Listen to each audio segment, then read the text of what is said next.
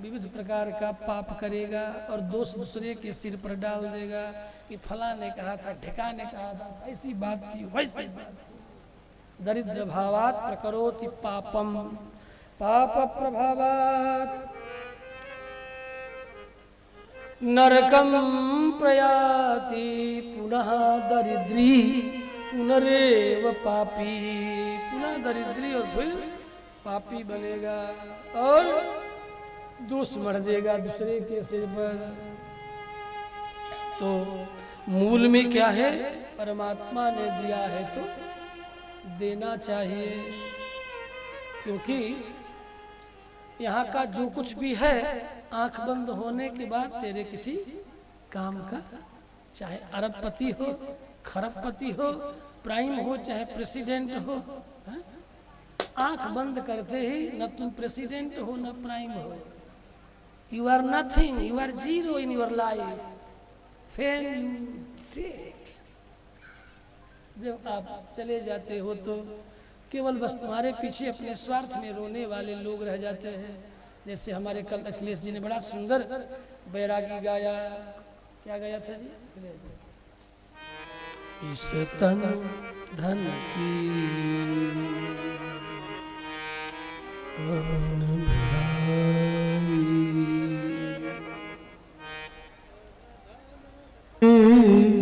कौन बढ़ाए, इस तन धन की कौन बढ़ाए। देखत नैनों में, देखत नैनों में माटी मिलाई, इस तन धन की कौन बढ़ाए, इस तन धन की कौन बढ़ाए।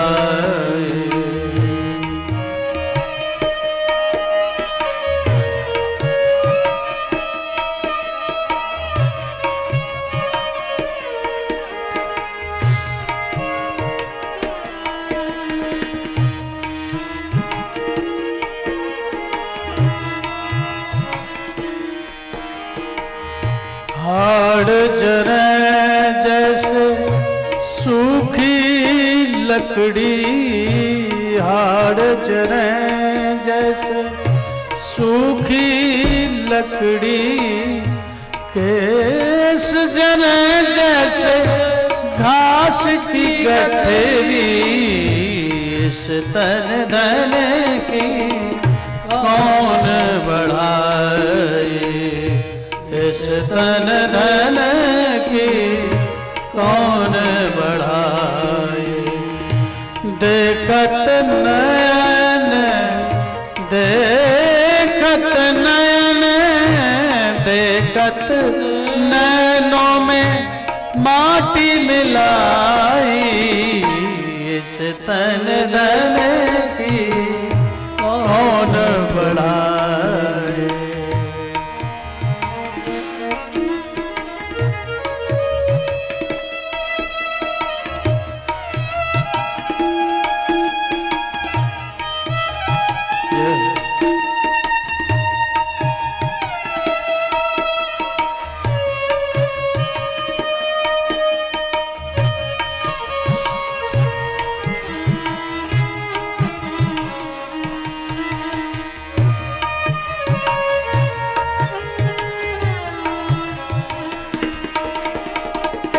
अपने कारण महल बनाया, अपने कारण महल बनाया, आप ही जा फिर जंगल सोया, इस तन धन की कौन बढ़ाए, इस तन धन की कौन बढ़ाए।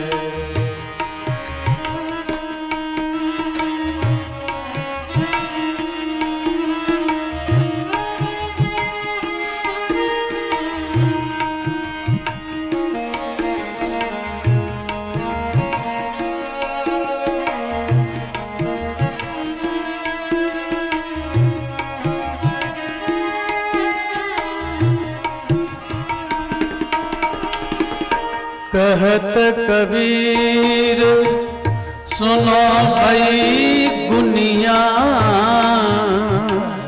कहत कबीर सुनो भाई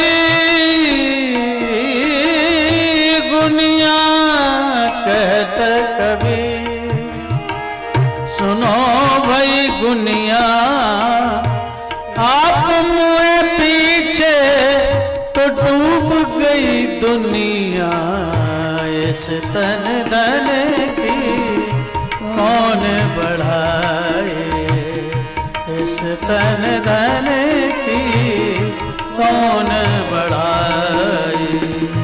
देखत नैनों में, देखत नैनों में माटी मिलाई, इस तन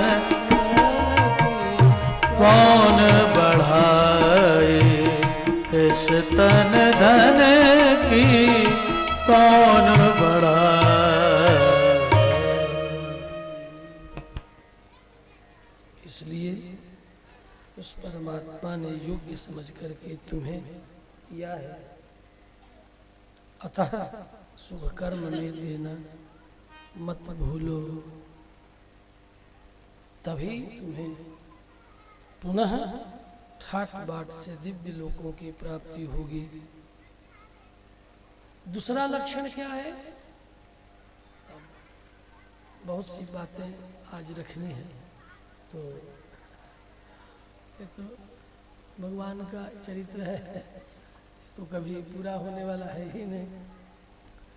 दूसरा लक्षण है मधुरा च वाणी, मधुर वाणी।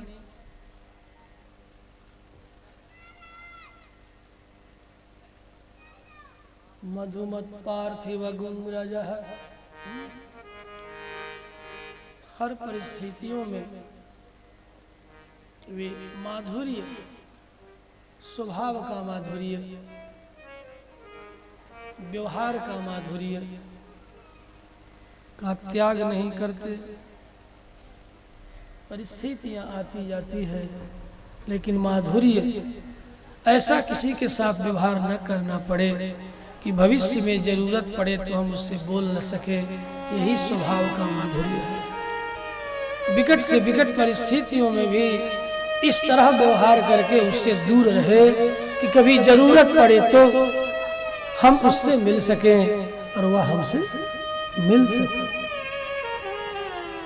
ऐसे आमने सामने व्यवहार न कर बैठे कि फिर कभी व्यवहार की जरूरत पड़े तो लज्जित होना पड़े। अब कैसे जाऊं, मैंने तो ऐसा कहा था, अब भला उसे कैसे बुलाऊं, मैंने तो ये कहा था। अपने भी कहा, लोगों से भी कहलवाया, और अब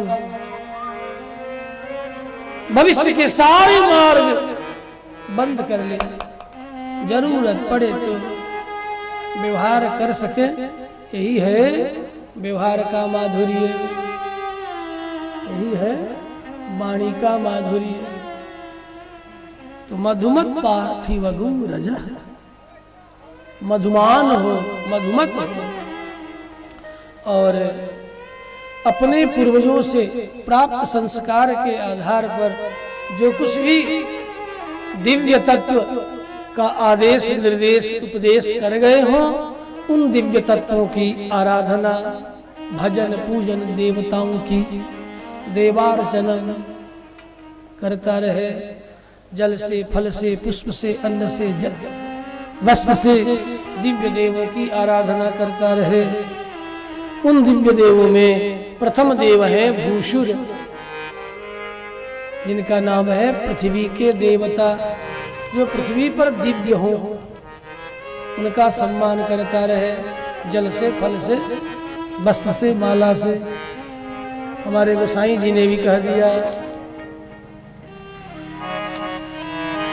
बंदो प्रथम महीसुर चरना, बंदो प्रथम महीसुर चरना, मोह जनित संशय सब हरना बंदो प्रथम महेश्वर चरना बंदो प्रथम महेश्वर चरना मोहजनित संशय सब हरना बंदो प्रथम महेश्वर चरना बंदो प्रथम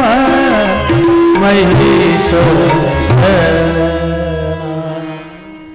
जो पृथ्वी के जागृत प्रत्यक्ष चैतन्य घन चेतन देवता है, दिखने से तो हम मानवों जैसे ही दिखते हैं, लेकिन वे मानव नहीं है। मानव किसे कहते हैं? मनु की परंपरा में जन्म लेने वाले को मानव कहते हैं, और ऋषियों की परंपरा में जन्म लेने वाले को महिषुर भूषुर कहते हैं। सीधा विवेचन है। ऋषि पुलह पुलस्त क्रतु भृगु वशिष्ठादि जो ऋषि हैं, उनके जो संतान हैं वे महिषुर हैं, और मनु से इक्ष्वाकु इत्यादि जितने मनु वंश हैं, मनु के वंश में जन्म लेने वाले मानव है। मनु अपत्यम पुमान मानव है। और मनु राजा होने के कारण ऋषियों के वंशधरों ने भी कहा आप हमारे पालक हैं। तो जो पालक होता है उसे पिता कहते हैं। पंचयते पितर स्मृतः, 5 तरह के पिता होते हैं। उस 5 तरह के पिता में राजा भी एक पिता होता है। तो ऋषियों के संतान ने राजा मनु को स्वीकार किया कि आप हमारे पालक हैं, इसलिए ऋषियों के संतान भी कालांतर में भले मानव कहलाया, लेकिन वे मानव न होकर के वे महिषुर हैं। ध्यान देना, ये सब हाँ प्रारब्ध से हमारा आपका शरीर प्राप्त हुआ है। विविध योनियों से, कुकर सुकर से बचा करके मनुष्य के शरीर में परमात्मा ने। कोई ऐसा वैज्ञानिक है दुनिया का सबसे बड़ा साइंटिस्ट जो अपने को देवता के शरीर में उत्पन्न कर ले? है कोई ऐसा? खोजना, मैं तो ढूंढ रहा हूँ विगत 50 वर्षों से कि कोई ऐसा साइंटिस्ट मिल जाए जो कुकर सुकर में निवास करने वाले जीव को पट्ट से बना दे, मनुष्य गधे को मनुष्य बना दे। हाँ यही ना, बड़ी कहानी है ये। एक बार हमारे साहब बिरबल जी गधे को नदी में स्नान करा रहे थे। सुनो सुनो सुनो, तो कहा कि उसी समय उसका जहापना निकला। कहा बिरबल ये क्या कर रहा है? कहा गधे को मलमल के स्नान करा रहे, दिखता नहीं? कहा किस लिए? कहा गधे को मैं मनुष्य बना रहा हूँ। कहा गधा कहीं मनुष्य बनता है? कहा गधा मनुष्य नहीं बनता, गधा मनुष्य नहीं बनता। तो तुम कैसे सनातनी हिंदू बनोगे? सबसे पहले इस तर्क को दिया था हमारे बिरबल ने कि जन्म से ही धर्म निर्धारित होता है। धर्म का निर्धारण जन्म से है, धर्म का परिवर्तन नहीं हो सकता है। यदि जल अपना धर्म बदल ले तो बदल देना किसी का धर्म। जल अपना धर्म छोड़ा, पृथ्वी अपना धर्म छोड़ी, वायु अपना धर्म छोड़ा, अग्नि अपना धर्म छोड़ा, क्या आकाश अपना धर्म छोड़ा। सबको अवकाश देता है, इसलिए आकाश कहलाता है। यत्र यत्र अवकाश तत्र तत्रैव आकाश। जहां जहां आकाश है वहीं वहीं अवकाश है, वहीं आकाश है। तत्र गंधवती पृथ्वी। पृथ्वी क्या है? कहा जहां जहां गंध है, सुगंध हो चाहे दुर्गंध हो, जहां जहां गंध है वहां वहां पृथ्वी है। पृथ्वी कभी गंध का त्याग नहीं करती और जल कभी शीतलता का त्याग नहीं करता। चाहे 100 फ़ारेनहाइट पर उसको गर्म कर दो, उबाल दो, क्वथित कर दो, लेकिन तब भी अंगारे पर जल, उबलते हुए जल को भी अंगारे पर डाल दो तो अंगारा को क्या करेगा? बताओ आप क्या करेगा? जल को अंगारे पर उड़ेल दो तो क्या करेगा? अंगारे को बुझा देगा कि जला देगा? बुझा देगा। क्या करेगा? अरे कथा सब नहीं सुन रही हो क्या? उधर देख रही हो क्या? उसको देखती हो? कोई स्त्री नहीं देखी हो क्या? सब उधर देख रही हो, कान पकड़ती, नाक पकड़ती, प्रणाम करती। अरे तू भी कर ले, उसमें क्या है? तू भी वैसे ही कर ले, नाक पकड़, आंख पकड़ और हाथ जोड़ के सिर झुका के प्रणाम कर ले। कथा में जाए तो घुटना टेक करके और हाथ जोड़ करके सिर झुका करके प्रणाम करे, जैसे देवताओं को प्रणाम करती हो। ऐसे नहीं कैसे खड़े खड़े खड़े खड़े आए खस में बैठे, ये कोई बात है? ये तो नालायकियत है। देवता के मंदिर में, संतों की सन्निधि में जहाँ जगह मिले वहीं से पहले भूतल पर ये लकुट की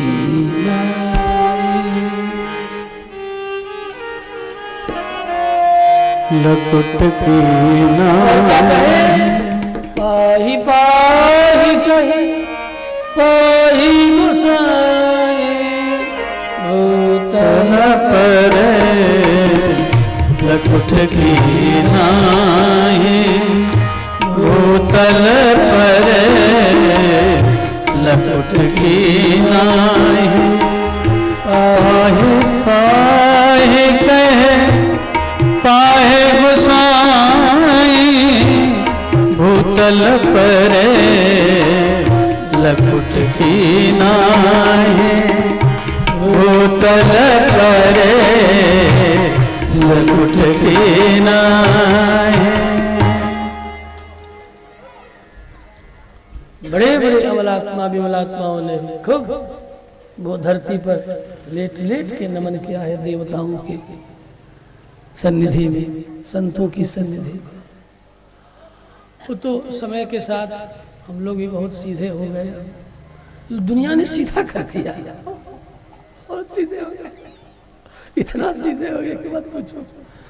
नहीं तो जिस गुरु परंपरा का मैं शिष्य हूँ, क्या मजाल उनकी आंखों के सामने कोई बिना दंडवत साष्टांग किए बैठ जाए, उसकी नानी याद आ जाती थी, नानी के भी लकड़ा नानी याद आ जाती थी। हम उस परंपरा के शिष्य हैं,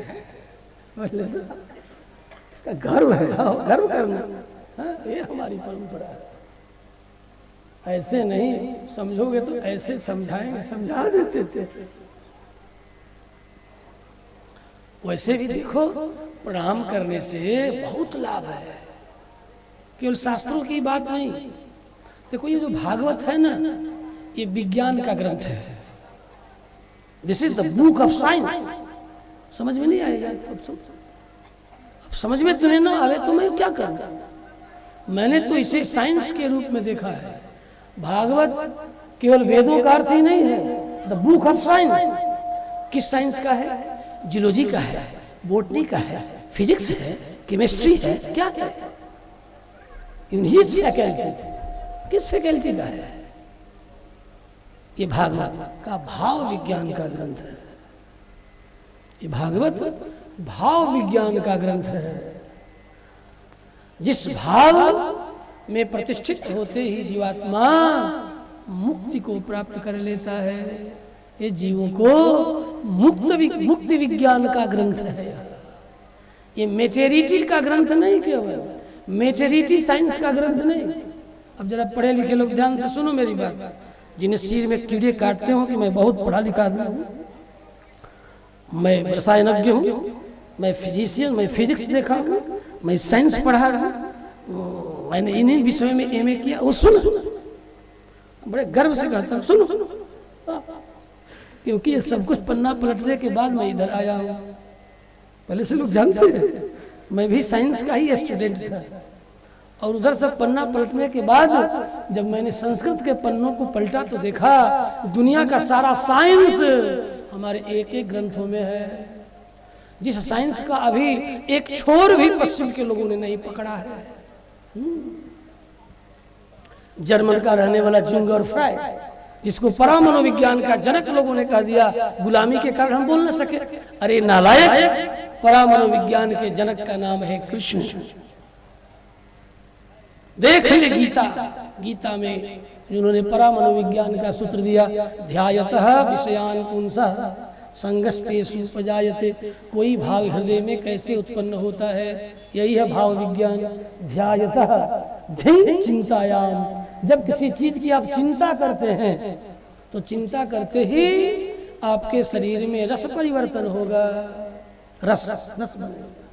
सारे भाव आपके शरीर में रस उत्पन्न करते हैं, सारे भाव। जब आप नदियों के तट पर होते हैं तो आपके शरीर में अन्य प्रकार का रस का श्रावण होता है। पहाड़ों के जब निकट होते हैं उस समय आपके शरीर में अन्य तरह का रस बनता है। और जब आप गाली गलौज करते हैं तो आपके शरीर में अन्य तरह का रस बनता है। और जब आप क्रोधित होते हैं तो आपके शरीर में अन्य तरह का एंजाइम्स, योर पिट्यूटरी ग्लैंड्स अन्य तरह का एंजाइम्स का सेक्रेशन करती है, सेक्रेशन श्रावण छोड़ती है। अलग अलग तरह के ये सेक्रेशन होता है, रसों का परिपाक, रस निकलता है उससे। ये क्या है? रस विज्ञान। और क्या कहूँ? भाव विज्ञान कहूँ या रस विज्ञान, क्योंकि रस का भाव के साथ अन्योन्याश्रित संबंध है। परगढ़ी से जाने के बाद हमने एक इस पर ग्रंथ ही लिखा है, लिखा है उठा घूंघट। अब तो यहाँ मैं लेके आया नहीं। 2004 में 4 पुस्तकें निकली, उसमें एक उठा घूंघट, जिसमें रस के साथ भाव का क्या संबंध है हमने उसमें दिखाया, पढ़ना चाहिए। उसके बाद रामचरितमानस के ऊपर एक ग्रंथ लिखा जिसका नाम है शिकार का शिकार। और अभी 2 वर्ष पहले 19 में एक ग्रंथ का विमोचन हुआ। हमारे पीताम्बर जी थे ही, जो कि वेदांत सूत्र के ऊपर। और उसके बाद उससे ऊंचा अध्यात्म में कोई ग्रंथ नहीं है, वेदांत सूत्र। वेदांत सूत्र में भगवत्पाद रामानुजाचार्य का वेदांत दीप। और सामान्य लोगों को समझने के लिए जो पुस्तक संपूर्णानंद यूनिवर्सिटी के शास्त्री वेदांत के 3य वर्ष में एक्सेप्टेड है, उसकी रॉयल्टी ही मुझे मिलती है। तो मुझे मत समझना। 2,80,000 1,00,000 छपने पर उसकी रॉयल्टी मुझे प्राप्त होती है। अब समझे कि मंदिर कैसे बनेगा, कुछ समझे? इसलिए दिया है परमात्मा ने, देना सीख, सब देना सीखो। और हाँ, एक बात और कह देता हूँ, किसी से भी प्रेरणा, किसी भी शरीर से प्रेरणा मिले, शुभ कर्म और अपने लक्ष्य की ओर ध्यान रखना। कोई भी महात्मा, कोई भी सदात्मा आकर के आपको इसमें सहयोग करे, सबका आप सहयोग, सबका साथ। ठीक, अपने प्राइम का को याद रखना, सबका साथ और सबका विश्वास। विकास बाद में, विश्वास होगा तो बन जाएगा। सबका साथ हो और विश्वास नहीं, पहले विश्वास हो। मैं बदलता हूँ, विकास नहीं, विश्वास। और सबका विश्वास यदि तूने जीत लिया तो चाहे तुम धर्म मंच पर हो, चाहे तुम राजमंच पर हो, किसी भी मंच पर, समझे हो मुखिया, समझिए, राजमंच पर हो चाहे धर्म मंच पर हो, सबका साथ चाहिए तो सबका विश्वास चाहिए। और सबके विश्वास के लिए 2 ही सूत्र है, राजनीति का चाहे अध्यात्म का। पहला सूत्र है कठोर श्रम। कठोर श्रम भी नहीं करोगे तो झूठ बोलोगे, झूठ बोलोगे तो अविश्वसनीय बन जाओगे, तो कठोर श्रम। और दूसरा है ईमानदारी, सत्यनिष्ठा। सत्यनिष्ठा और श्रम, सत्य के प्रति निष्ठा और श्रम यदि तुम्हारे पास है तो विश्वास निश्चय ही लोगों का आज नहीं तो कल मिलेगा, जीतोगे। और जब विश्वास जीत लोगे तो तुम्हारा भी विकास होगा, तुम्हारा भी विकास होगा और उसका भी विकास होगा, दोनों का विकास होगा। देख लो, कोरोना आया, विकास हो रहा है कि नहीं? कोरोना से किसका नहीं विकास हो रहा है? नर्स से लेकर के प्राइम तक सबका विकास हो रहा है। तो हमारी बातें मैं फेल नहीं करता, आप बाद में देखोगे, 5-10 वर्ष जी जाओगे तो पता चलेगा। नर्स से लेकर के ऊपर तक, नीचे से लेकर ऊपर तक सबका विकास हो रहा है। श्री बाल कृष्ण भगवान की। आप ये सुनकर सोचोगे कि बाबा लगता है किस पार्टी का, मैं किसी पार्टी का नहीं, कल भी कहा था, हम तो सबकी चुस्की लेते हैं। कबीरा खड़ा बाजार में सबका मजमा ले, बाजार में संसार भी बाजार में खड़े हैं और सबका जो है सबको देख रहे हैं और सबको ले रहे हैं, देखो कौन क्या कर रहा है। श्री बालकृष्ण भगवान की जय श्री कृष्णचंद्र भगवान भगवान की जय। और सुनो चौथा सूत्र।